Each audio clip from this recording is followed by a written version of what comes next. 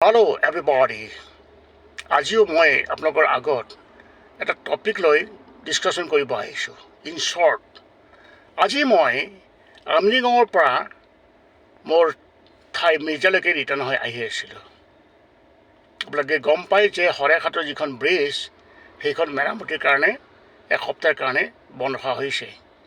সেয়েহে যিখন second bridge আছে তাত এটা পুলিচে ডিভাইডাৰ কৰি দিছে, যাতে সেইফালৰ গাড়ী ঠিকমতে আহিব পাৰে আৰু এইফালৰ পৰা গাড়ী ঠিকমতে যাব পাৰে, কোনো যাতে জেম নহয়। কথাটো হ'ল এনেকুৱা যে তাত যেতিয়া ডিভাইডাৰ কৰি দিছে, গাড়ীবিলাক ডিচিপ্লিনকৈ আহি আছে, কিন্তু কথাটো হ'ল the character of the drivers, আমাৰ ইণ্ডিয়ান যিখিনি ড্ৰাইভাৰ আছে, গাড়ী আমাৰ এনেকুৱা চিটুৱেশ্যনত 40-60 মাজতে আমি গাড়ী চলাব লাগে, কিন্তু আমাৰ ড্ৰাইভাৰবিলাকৰ হৰ্ণ বজোৱাৰ যিটো খুজুতি ইমানেই বেছি যে এনেকুৱা ধৰণৰ চিটুৱেশ্যনটো তেওঁলোকে খালী পেপে পুপু তেতে ততো হৰ্ণ মাৰি মাৰি আহিয়ে থাকে। অথচ গাড়ী তাত স্পীডত যাব নোৱাৰে আৰু লাইন বাই লাইন আহি থাকিলে গাড়ী এনেকৈ আহি আছে আৰু তেনেকৈ অহাটোৱে নিয়ম।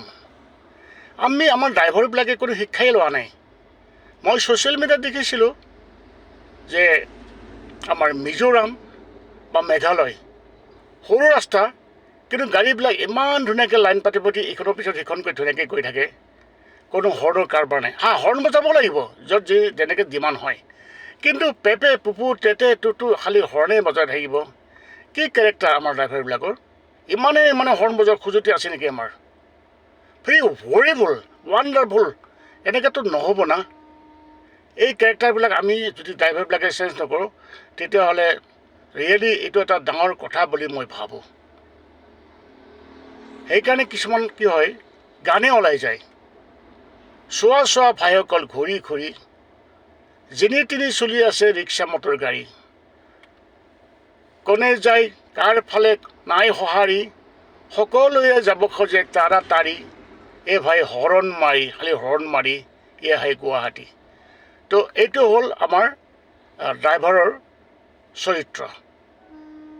ধেইত ভাল নালাগে।